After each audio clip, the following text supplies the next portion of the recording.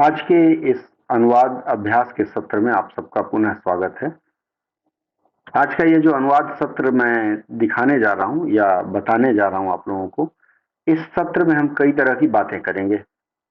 मुख्यतः ये आइए अनुवाद सीखें के नाम से इसे मैंने बनाया है आज, और इसमें अनुवाद की कुछ विशेष बातों पर हम चर्चा करेंगे।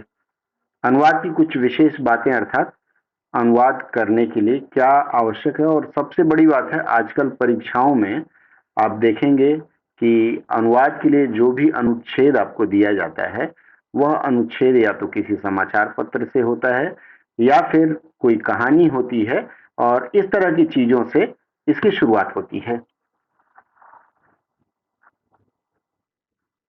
मुझे लगता है आप सभी लोग लगभग जुड़ गए होंगे। अनुवाद अभ्यास के सत्र में आप सबका पुनः स्वागत है।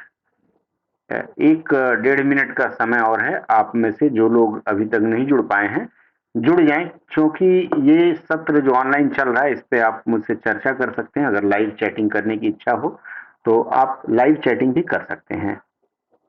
चलिए फिर हम शुरू करते हैं, क्योंकि ये फ्री है सबके लिए और जुड़े आप लोग। आइए हम शुरू करते हैं। देखिए, मैं आज की जो चर्चा लेने जा रहा हूं इसमें विशेष चर्चा है। भारत ने बीच में कुछ दिन पहले आपने सुना होगा कि गेहूं के निर्यात पर रोक लगा दिया था।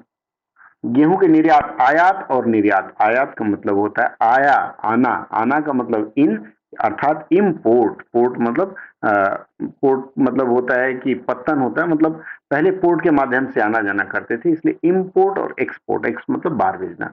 तो भारत ने इस बार एक्सपोर्ट पर पाबंदी लगाई थी, और उसी से संबंधित एक खबर है कि 6 दशक पहले इसी तरह की पाबंदी या इसी तरह की जो मजबूरी थी वह भारत के साथ थी, जिसमें भारत को अमेरिका से अनाज मंगाना पड़ा था।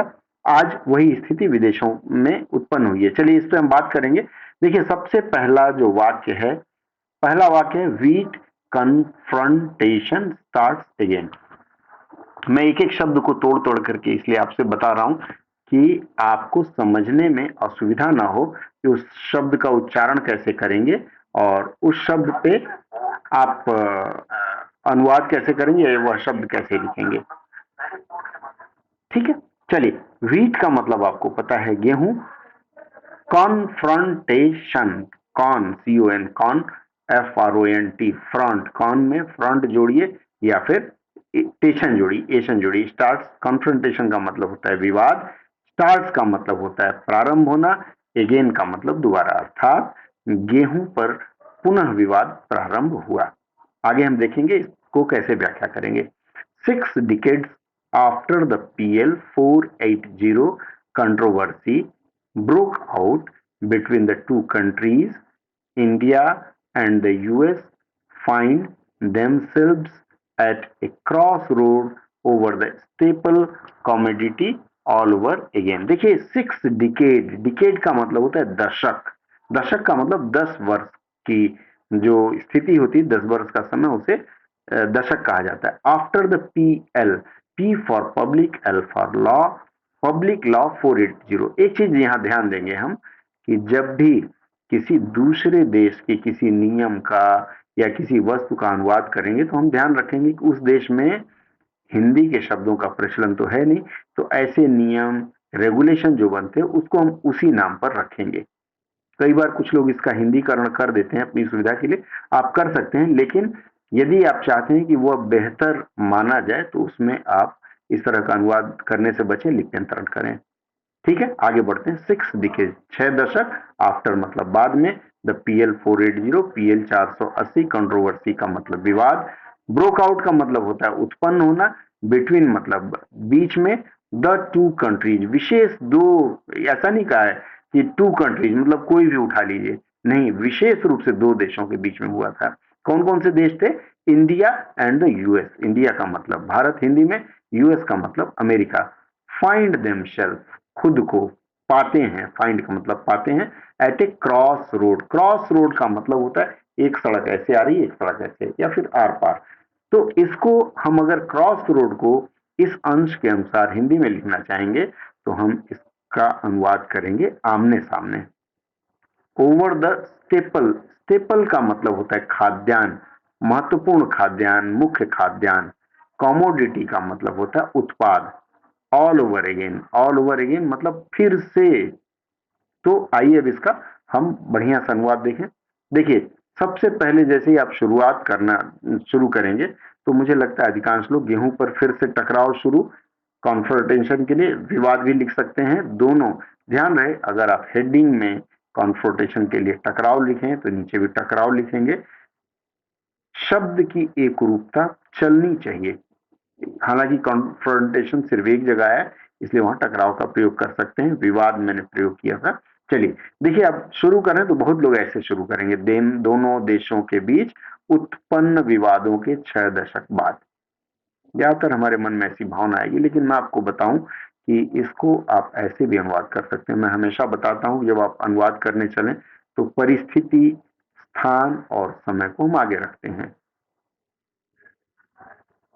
तो फिर यहां कैसे हम करेंगे, देखिए परिस्थिति क्या है, PL 480, इसी के ऊपर विवाद हुआ था ना, तो हम यहां से शुरू कर सकते हैं। PL पब्लिक लॉ भी लिख सकते हैं आप। PL 480 पर दोनों देशों के बीच उत्पन्न विवाद। एक चीज ध्यान देंगे, हम यहाँ विवाद हो गया तो हो गया, तो उत्पन्न लिखने की आवश्यकता मुझे महसूस नहीं होती। तो दोनों देशों के बीच विवाद के 6 दशक बाद, अर्थात चूंकि 6 दशक हमने बता दिया है कि 6 दशक 60 वर्ष पहले दोनों देशों के बीच में मतभेद उत्पन्न हुआ था, विवाद उत्पन्न हुआ था, तो उत्पन्न लिखने की आवश्यकता नहीं रहेगी। फिर भी आप लिखना चाहते हैं तो गलत नहीं होगा, ठीक है। एक बार पुनः, एक बार पुनः का मतलब आपको ऊपर वाक्य आया है ना, find themselves all over again, ये जो आया हुआ है, तो इसके लिए हमें एक बार पुनः, मैंने आपको हमेशा बताया समय को आप आगे रखेंगे। कौन है, भारत और अमेरिका, दो देश हैं। मुख्य वस्तु, अब देखिए अगर आप शाब्दिक अनुवाद में देखेंगे तो मुख्य वस्तु का मतलब क्या होता है, मैंने आपको बताया कि स्टेपल कॉमोडिटी, कॉमोडिटी के लिए वस्तु का प्रयोग किया गया है, स्टेपल के लिए मुख्य इन्होंने लिखा है, डिक्शनरी में आपको मिलेगा। लेकिन अगर हम देखें तो ये मुख्य वस्तु क्या है, गेहूं है ना, तो गेहूं क्या है, खाद्य या खाद्यान्न। कुछ लोग खाद्य वस्तु लिखेंगे, नहीं चलता, उतना अच्छा नहीं लेगा, शब्द ना मिले तो लिख लें, अलग बात है। खाद्यान्न लिखें तो बेहतर है। तो अमेरिका क्या होगा, भारत और अमेरिका खाद्यान्न पर, ओवर के लिए पर का हमने प्रयोग किया है, एक दूसरे के आमने सामने खड़े हैं। आगे बढ़े हम लोग, इसके बाद का वाक्य देखते हैं। इसके बाद का जो वाक्य है, मुझे लगता है कुछ नेटवर्क का इशू आ रहा है, कोई बात नहीं, थोड़ी देर में सामान्य हो जाएगा, नहीं तो मैं फिर इसकी रिकॉर्डिंग अपलोड कर दूंगा। चलिए अब हम अगला वाक्य देखते हैं। दिस टाइम अराउंड, दिस का मतलब इस, टाइम का मतलब समय, अराउंड का मतलब आसपास होता है, इसका मतलब इसके लिए हम इस बार लिख सकते हैं। इसके लिए इसको मैंने पीले से हाईलाइट किया है। India imposed restriction on it's wheat export, क्या लिखा है, इंडिया, बताइए आप लोग पढ़ें। चलिए मैं थोड़ा सा वो ले लूं, इंडिया इम्पोज्ड रेस्ट्रिक्शन, इम्पोज का मतलब लगाना होता है, रेस्ट्रिक्शन का मतलब रोक होता है, ऑन इट्स किसके, अपने, भारत ने अपने, दूसरे पे थोड़े ही करेंगे, ठीक है। भारत ने अपने क्या है, व्हीट एक्सपोर्ट, व्हीट का मतलब गेहूं, एक्सपोर्ट का मतलब एक्स और पोर्ट, ये शब्द असल में पहले क्या होता था ना, समुद्री मार्गों से ही बाहर सामान भेजा जाता था, तो पोर्ट का मतलब होता है समुद्री मार्ग, आप कह सकते हैं, विमान बंदर इसे कहा जाता है। एक्स का मतलब बाहर, तो एक्सपोर्ट का मतलब होता है निर्यात, ठीक है।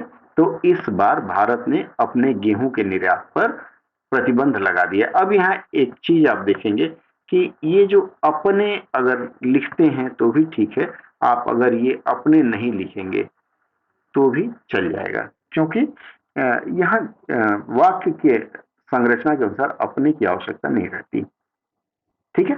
ये वाक्य पूरा हुआ, अब आगे बढ़े। आप लोग देखिए, यदि चाहें तो चैट बॉक्स खुला हुआ है, क्योंकि इसमें सीधे संवाद नहीं कर सकते, तो आप चैट बॉक्स में लिख करके अपना संदेश भेज सकते हैं। हाँ, सुशी जी ने निर्यात का, मैं शायद आयात कहीं कह दिया था, बहुत सुंदर आपने निर्यात बताया, भूल हो गई है, ठीक है। तो भारत ने अपने निर्यात, एक्सपोर्ट आयात नहीं होता है, इंपोर्ट का आयात होता है, मैं गलत बोल गया, ठीक है। सुशी जी ध्यान दिलाने के लिए धन्यवाद। ठीक है, इस बार भारत ने अपने नहीं भी लगाएंगे तो चलेगा, गेहूं के निर्यात मैंने हिंदी में लिखा हुआ है, पर प्रतिबंध लगा दिया है, ये वाक्य पूरा। अब ये है wheat can be exported out of India. Wheat का मतलब होता है गेहूं, कैन बी सकना होता है ना कैन के लिए, एक्सपोर्टेड मतलब भेजा जाना, कहा, आउट ऑफ इंडिया, भारत के बाहर।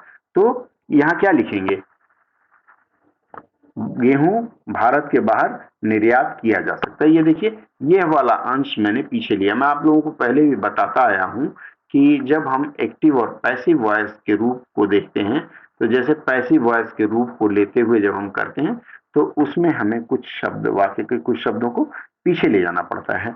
तो वही उसी हिसाब से wheat can be exported out of India, Bharat के बाहर गेहूं का निर्यात किया जा सकता है। कब किया जा सकता है, कंडीशन लिखा हुआ है, क्या कंडीशन है, only with the prior approval of the central government. अब ये देखिए, जी Kajal ji good evening, only with the prior approval of central government. Central government को कहते हैं केंद्र सरकार, प्रायर अप्रूवल पूर्व अनुमोदन। देखिए, अप्रूवल को हमेशा प्रशासनिक शब्दावली में भी अनुमोदन लिखा हुआ है और प्रायर के लिए पूर्व लिखा हुआ है।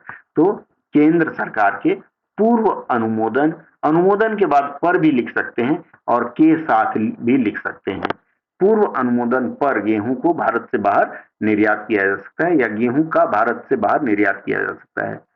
अब बच क्या गया इसमें, हमें ये लिखना तो बाकी रह गया, क्या लिखा हुआ है, अपॉन रिक्वेस्ट, यहां है ना, upon request by the government. कौन सी गवर्नमेंट, मतलब जो भी देश निर्यात करना चाह रही है, आयात करना चाह रही है, उसके अनुरोध पर केंद्र सरकार के अनुमोदन के बाद ही गेहूं को भारत के बाहर भेजा जा सकता है, निर्यात किया जा सकता है। पूरे वाक्य का अगर हम अनुवाद करें तो आयात करने वाले देश, क्योंकि जो देश इंपोर्ट करेगा उसको कहते हैं आयात करने वाले देश की सरकार के अनुरोध, देश हमेशा स्त्रीलिंग होता है इसलिए उसके साथ की का प्रयोग करेंगे, सरकार के अनुरोध पर, उसके बाद है केंद्र सरकार के पूर्व अनुमोदन के साथ ही, या पूर्व अनुमोदन के पश्चात, पूर्व अनुमोदन से, तीनों लिख सकते हैं। गेहूं को भारत के बाहर, गेहूं के साथ को लगा भी सकते हैं, नहीं भी लगा सकते हैं, मैंने आपको बताया, गेहूं का भी लिख सकते हैं, ठीक है, गेहूं भारत से बाहर निर्यात किया जा सकता है। चलिए अब हम अगले वाक्य में चलते हैं। देखिए, अगला वाक्य है मीन वाइल। मीन वाइल के लिए हम एक अच्छा सा शब्द हिंदी में लेते हैं, इस बीच।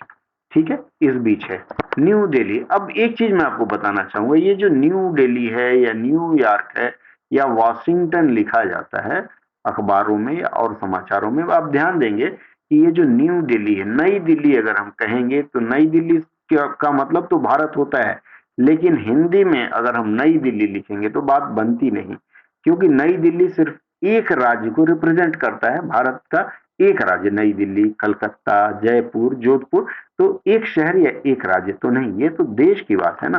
तो ये नई दिल्ली न लिख करके हम यहाँ भारत लिखेंगे। मूल पाठ में भले ही नई दिल्ली लिखा हो, लेकिन अच्छा अनुवाद होगा भारत लिखेंगे। तो इस बीच भारत ने नई दिल्ली के लिए क्या किया, इंसिस्ट ऑन। इंसिस्ट का मतलब बल देना, किसमें, किस पर, ऑन का मतलब पर, government to government transaction. Government to government मतलब एक सरकार से दूसरे सरकार में लेन देन, and avoiding hoarding of food resources by the rich nation. अब देखिए, ये फूड रिसोर्सेज, फूड का मतलब होता है खाद्य और रिसोर्सेज का मतलब होता है, यहां मैंने लिखा संसाधन। लेकिन फिर अगर आप सही वाक्य बनाना चाहते हैं, शब्दानुवाद न करना चाहते हैं, तो खाद्य संसाधन लिखने की बजाय, चूंकि गेहूं सीधे सीधे खाद्यान्न है, खाने वाला अन्न है, इसलिए हम यहाँ खाद्यान्नों लिख दिए हैं। इस हिसाब से इस वाक्य का अनुवाद अगर आप करेंगे, इस बीच भारत ने सरकार से सरकार के बीच लेन देन, ट्रांजेक्शन के लिए हमने प्रयोग किया है लेन देन, और रिच नेशन, अमीर देशों द्वारा, होर्डिंग एक शब्द है, होर्डिंग का मतलब होता है जमाखोरी। जमाखोरी के लिए आपको कोई और उपयुक्त शब्द मिले तो आप लिख सकते हैं, ठीक है। अमीर देशों के पास पैसा अधिक है, वो लेके जमा कर सकते हैं। तो जमाखोरी पर, जमाखोरी से बचने पर जोर दे रही है। देखिए ध्यान दीजिएगा, यहाँ इंसिस्ट यहाँ लिखा हुआ, इंसिस्ट का मतलब ये इंडेफिनिट में आता है, लेकिन कई बार मैंने आपको बताया कि प्रेजेंट इंडेफिनिट में भले ही अंग्रेजी में वाक्य हो, लेकिन उसका अनुवाद हम प्रेजेंट कंटिन्यूअस के रूप में करते हैं, या वाइस वर्सा, प्रेजेंट कंटिन्यूअस में दिख रहा हो लेकिन हम प्रेजेंट इंडेफिनिट में करते हैं। इस पर अगली चर्चा जब हमारी होगी व्याकरण की, तब हम उसमें आपको बताएंगे। अभी के लिए देखिए, जोर दे रही है, अगर आप नहीं लिखना चाहते, आपको लगता है गलत है, तो जोर दिया यहाँ लिख करके भी आप काम चला सकते हैं। क्यों जोर दिया हमने क्यों नहीं लिया? जोर दिया का मतलब है पास्ट इंडेफिनिट में, पास्ट इंडेफिनिट का मतलब एक ही बार नहीं दिया। सरकार का यह उद्देश्य ही है कि इसकी होर्डिंग ना हो और सरकार से सरकार के बीच में ही हो, इसलिए यहां जोर दे रही है, लगातार दे रही है, इसका प्रयोग हम करेंगे। चलिए, चलते चलते मैं जरा आप लोगों को पब्लिक लॉ 480 क्या है इसके बारे में हल्की सी जानकारी दे दूं। मुझे लगता है यहां तक का अनुवाद आप लोगों ने नोट कर लिया होगा।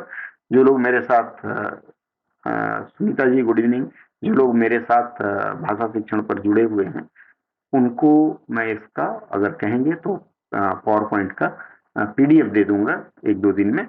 तब तक हम थोड़ा सा और जान लेते हैं। ये आने वाले समय के लिए आपके एस्से के लिए एक अच्छा टॉपिक होगा, इसलिए मैं हल्का सा बता देता हूँ, स्क्रीन पे दिखा रहा हूँ। अगर आपको लगता है कि आप इसका अनुवाद करना चाहेंगे तो करके रखिएगा, फिर अगली किसी चर्चा में हम इसका अनुवाद आपका देख लेंगे। अभी पिछले हफ्ते हमने दिया था कि किसी मित्र ने अनुवाद करके दिया था, उसकी हमने समीक्षा की थी। आप चाहते हैं कि आपके अनुवाद की समीक्षा हो तो आप उसे भी हमें भेज सकते हैं। चुने हुए, सबका तो नहीं कर पाऊंगा, जिसका लगभग सटीक होगा और थोड़ी बहुत कमी होगी, उसकी समीक्षा करके पुनः आपको इस चैनल पे मैं ले आऊंगा। चलिए मैं बात करता हूं। ये US food aid programme originated in 1954, अर्थात ये जो अमेरिका का फूड एड का मतलब होता है खाद्य में, एड का मतलब क्या होता है? सहयोग। ठीक है, फूड एड प्रोग्राम उन्होंने शुरू किया था कब? 1954 में, as a means of disposing of costly domestic agricultural surplus. उनके यहाँ क्या हुआ था? उनके यहाँ घरेलू काफी उत्पादन हो गया, कृषि उत्पादन जैसे गेहूं का, और गेहूं से बनने वाले उत्पादों का बहुत ज्यादा अति मात्रा में उत्पादन हो गया। सरप्लस जिसको कहा जाता है, उसको उन्हें कहीं ना कहीं हटाना था, नहीं तो खराब हो जाएगा। ठीक है, तो ऐसे में उन्होंने क्या किया कि उसी साल वहां कांग्रेस, कांग्रेस मतलब वहां की जो शासन कर रही थी जो पार्टी, तो उसको इन्होंने कांग्रेस नाम दिया था। इन दैट ईयर, उसी वर्ष कांग्रेस ने पास, पास का मतलब मर जाना भी कई जगह होता है, लेकिन चूंकि पास का मतलब पारित करना भी होता है प्रशासनिक में, कांग्रेस ने पारित किया क्या? Agricultural trade development and assistant act. Agricultural trade development and assistant act किस साल में इन्होंने किया? 1954 में। इसी को उन्होंने पब्लिक लॉ 480 नाम दिया। ठीक है, आगे बढ़े। Public law 480 enables food deficit friendly countries. Deficit मतलब कमी, फ्रेंडली मतलब मित्र देशों में, मित्र देशों में जहां खाद्य की कमी है, तो purchase US agricultural commodities with local currency. ध्यान दीजिएगा कि जब आप किसी दूसरे देश से सामान खरीदते हैं तो उनकी शर्त होती है कि डॉलर में आप भुगतान करें, लेकिन यहां अमेरिका ने कहा कि आप अपने लोकल, जैसे भारत को अमेरिका से खरीदना है तो भारत रुपए में ही भुगतान करेगा, डॉलर में नहीं। तो उन्होंने कहा कि अमेरिका में जो भी कृषि उत्पाद हैं उसे आप भारतीय या फिर जो भी स्थानीय मुद्रा है आपकी, उससे आप भुगतान कर सकते हैं। उससे लाभ क्या होगा कि फॉरेन एक्सचेंज रिजर्व आप बचा लेंगे। जैसे विदेश वो एक्सचेंज का कुछ पैसा लगता होगा ना, तो वो आपका बच जाएगा, और इसमें उनका, आप उनके यहाँ जो अति मात्रा में उत्पादन हुआ है उसको खरीद सकते हैं। ये उन्होंने पब्लिक लॉ 40 में ले निकाला था। बाद में सन 1950 में सीनेटर थे वहां के, हबर्ट हमफ्रे नाम था इनका, इन्होंने पीएल 480 को as an explicit foreign policy instrument, मतलब इन्होंने विदेश नीति के एक सूत्र के रूप में, विदेश नीति के एक हथियार के रूप में प्रयोग करना शुरू किया। फिर क्या हुआ? He submitted a report to the senate agriculture committee. उन्होंने सीनेट कृषि समिति, एग्रीकल्चर कमिटी, मैंने बताया कि इसका अनुवाद लिप्यंतरण करें तो अच्छा रहेगा। ठीक है, उन्होंने समिति को क्या कहा? जिसपे, जिसका शीर्षक था food and fibres as a force for freedom, calling for multi year appropriation, rapid expansion of shipment to strategic third world countries, and appointment of full-time food for peace administrator to coordinate the activities of the agriculture and state department. मतलब उन्होंने food and fibre as a force for freedom इस शीर्षक से कार्यक्रम शुरू किया और third world country कहा जाता है जो अविकसित देश हैं या जो विकासशील देश हैं वे तीसरा देश कहते हैं। वहां सामान भेजने और उसकी देखभाल करने के लिए उन्होंने फूड फॉर पीस एडमिनिस्ट्रेटर प्रशासन की नियुक्ति का अनुमोदन किया या प्रस्ताव रखा जो सारे क्रियाकलापों का समन्वय करेंगे, देख रेख करेंगे उसके लिए। इसके बाद आज की चर्चा मैं यही समाप्त करना चाहता हूं और मैं चाहूंगा कि अगर आप लोगों को यह अच्छा लगा हो तो अगली चर्चा में पुनः जुड़ें और आपसे और अनुरोध है कि यदि आपको लगता है कि यह चीज आपके मित्रों के भी लाभ आ सकता है, मित्रों के भी काम आ सकता है, ऐसे मित्र जिन्हें आप पसंद करते हो, मुझे पता है कि जिन मित्रों को आप पसंद नहीं करते उनसे साझा आप कभी नहीं करते, लेकिन अगर आपको लगता है कि आपके जैसे आपके मित्र भी सीखें और सीखकर तत्काल अनुवाद के क्षेत्र में आगे बढ़ें तो आप उनसे साझा अवश्य करें और अगर अब तक सिर्फ देख रहे हैं, आपने इसे सब्सक्राइब नहीं किया तो सब्सक्राइब करके घंटी ही बजा लें। आज की चर्चा यहीं समाप्त करने की इजाजत चाहूंगा। अगली चर्चा में पुनः भेंट होगी कुछ और नई चीजों के साथ। तब तक के लिए आज्ञा दीजिए। जय हिंद,